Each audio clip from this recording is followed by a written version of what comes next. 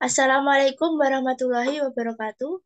Perkenalkan, nama saya Dewi Rahmawati dari kelas M 2022B dengan nomor induk mahasiswa 22030214040. Saya di sini akan menjelaskan presentasi tentang Pancasila sebagai ideologi bangsa dan negara Indonesia. Pengertian ideologi. Ideologi dianggap sebagai perangkat prinsip pengarahan yang dijadikan dasar serta memberikan arah dan tujuan untuk dicapai dalam melangsungkan dan mengembangkan hidup dan kehidupan nasional suatu bangsa. Menurut Lemhanas tahun 1995. Unsur-unsur ideologi. Menurut Ribeiro tahun 1986, ideologi memiliki 5 unsur, yaitu 1. Pandangan yang komprehensif tentang manusia, dunia, dan alam semesta dalam kehidupan. 2. Rencana penataan sosial politik berdasarkan paham yang dianut. 3. Kesadaran dan perancangan dalam bentuk perjuangan melakukan perubahan berdasarkan paham dari ideologi tersebut. 4. Usaha mengarahkan masyarakat menerima ideologi tersebut. 5. Usaha memobilisasi seluas mungkin para kader. Menurut Thomson 1984, ada 3 unsur ideologi, yaitu 1. Adanya penafsiran atau pemahaman terhadap kenyataan. 2. Memuat seperangkat nilai atau keyakinan moral. 3. Memuat orientasi pada suatu tindakan. Dimensi ideologi. Setiap ideologi pasti memiliki 3 dimensi, yaitu 1. Realitas. Artinya, mencerminkan kemampuan ideologi untuk mengadaptasi nilai-nilai yang hidup dan berkembang dalam masyarakat. 2. Idealisme, yang memiliki arti bahwa kadar atau kualitas idealisme yang mampu menggugah harapan, optimisme, dan motivasi bagi yang mendukung ideologi tersebut. 3. Fleksibilitas, yang berarti bahwa mencerminkan suatu kemampuan ideologi dalam mempengaruhi sekaligus menyesuaikan diri dengan pertumbuhan dan perkembangan masyarakat. Jenis-jenis ideologi. 1. Ideologi liberalisme. Ideologi liberalisme adalah ideologi yang berpangkal pada ontologis, yang berarti bahwa manusia pada hakikatnya adalah sebagai individu yang memiliki potensi dan senantiasa berjuang untuk dirinya sendiri. Ajaran liberalisme merujuk pada setiap manusia memiliki hak asasi yang tidak dapat dibatasi oleh siapapun, dan kebebasan individu itu bersifat mutlak, yang menjadikan liberalisme menjadi ideologi yang bertentangan dengan Pancasila, yang memandang bahwa manusia itu adalah makhluk Tuhan yang mengemban tugas sebagai makhluk pribadi dan makhluk sosial. 2. Ideologi komunisme. Tokoh utama dalam ajaran ideologi ini adalah Karl Marx, yang merupakan tokoh sosial revolusioner yang banyak menulis naskah di bidang sosial dan ekonomi. Ideologi komunisme memandang bahwa hakikat, kebebasan, dan hak individu itu tidak ada, sedangkan manusia pada hakikatnya merupakan sekumpulan relasi, sehingga yang mutlak adalah komunitas, bukannya individualitas. Oleh karena itu, tidak adanya hak individu. Maka dapat dipastikan bahwa menurut paham komunisme, demokrasi individualis itu tidak ada. Yang ada hanyalah hak komunal.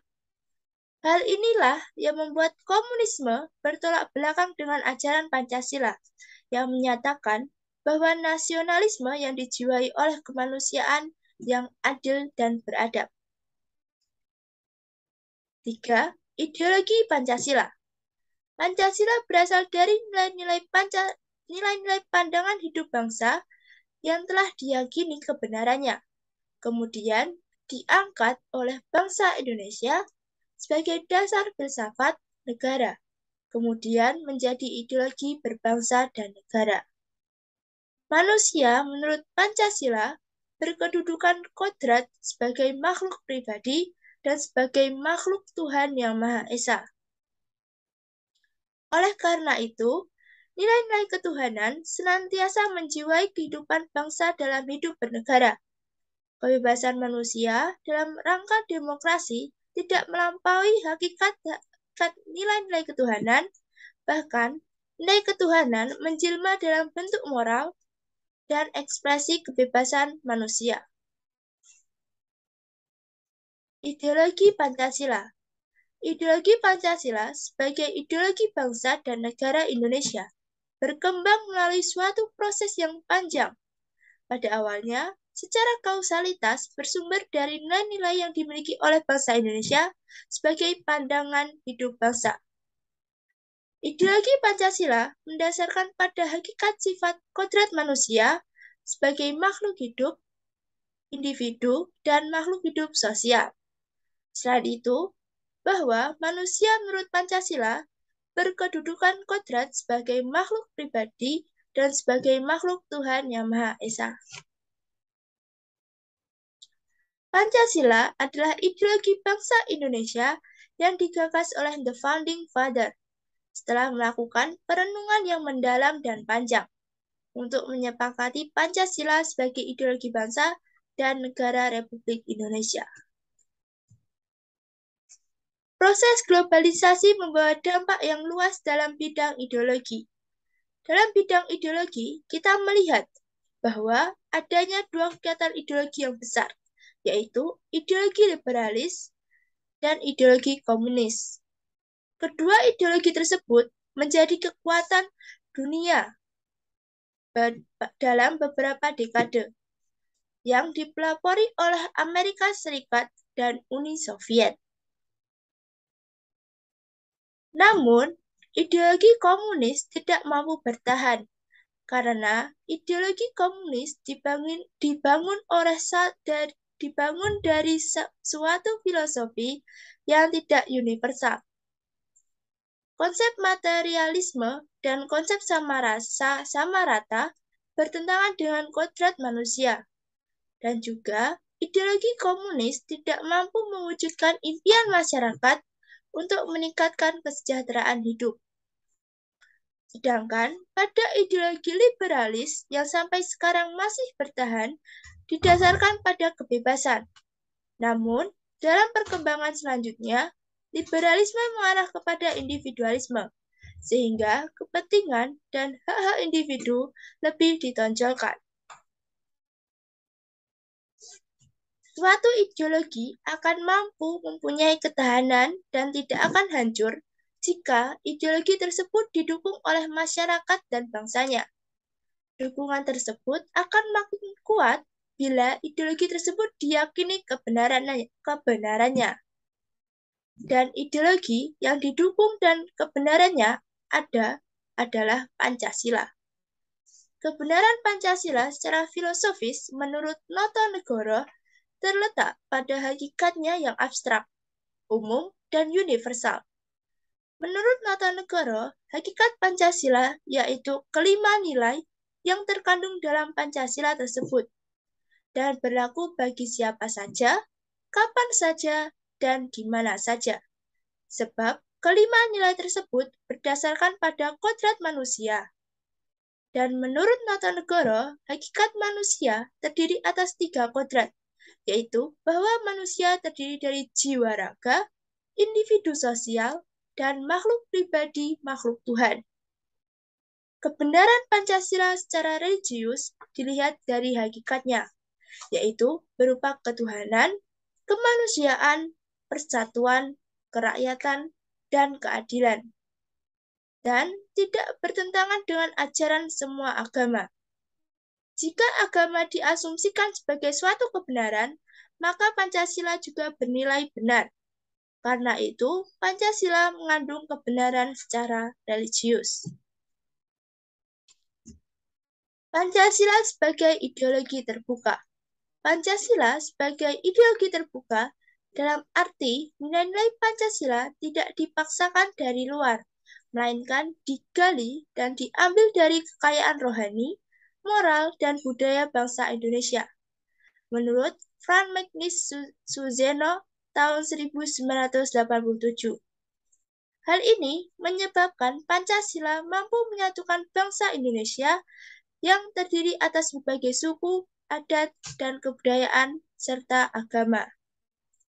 Berdasarkan persamaan masa lampau dan cita-cita untuk masa depan, ideologi terbuka Pancasila berarti bisa menerima pendapat-pendapat yang hidup dalam masyarakat dan memberi kesempatan kepada setiap orang untuk dapat memahami serta berpartisipasi dalam pembangunan sebagai pengalaman Pancasila. Dalam wacana politik internasional yang tidak menentu dan globalisasi, bersama-sama dengan gagasan yang tidak seimbang, saat ini telah menyebabkan bangsa-bangsa dunia ketiga dalam posisi sulit, terutama dalam rangka mempertahankan jati dirinya. Hal ini karena politik internasional dan globalisasi adalah sebuah proses penaklukan budaya. Upaya mempertahankan jati diri ini adalah mekanisme melestarikan diri sebagai sebuah bangsa. Bangsa yang takluk secara budaya, disukai atau tidak, akan mengambil budaya penakluk tersebut tanpa melalui sebuah proses kreatif. Apa itu proses kreatif? Proses kreatif bangsa adalah upaya bangsa untuk melakukan evaluasi diri secara terus-menerus. Keberanian meninggalkan aspek-aspek negatif budaya sendiri dan mengambil aspek-aspek positif budaya mainstream serta mengambil keputusan atas postur budaya mereka sendiri dengan penuh tanggung jawab. Peran kreatif manusia harus dipandang sebagai peran utamanya sebagai makhluk sejarah. Sejarah adalah kisah upaya kreatif manusia dalam menjawab tantangan hidup. Menjadi kreatif berarti mengambil keputusan untuk bertanggung jawab. Kewenangan kreatif ini dipikirkan pada kapasitas kreatifnya, yaitu 1. Kepekaan dan kepedulian terhadap lingkungan, termasuk pasar yang dilayaninya. 2. Kesanggupan untuk melayani orang lain secara tidak diskriminatif. 3. Kejujuran untuk melakukan evaluasi diri secara terus-menerus. 4.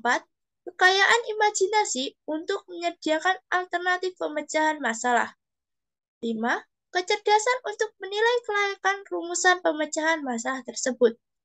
6. Keberanian untuk memilih pemecahan masalah dengan penuh tanggung jawab. Dan yang ketujuh, keterampilan untuk melaksanakan pemecahan masalah tersebut secara etis, terutama dalam sebuah lingkungan yang majemuk. Hal yang dilakukan bangsa Indonesia dalam menghadapi globalisasi.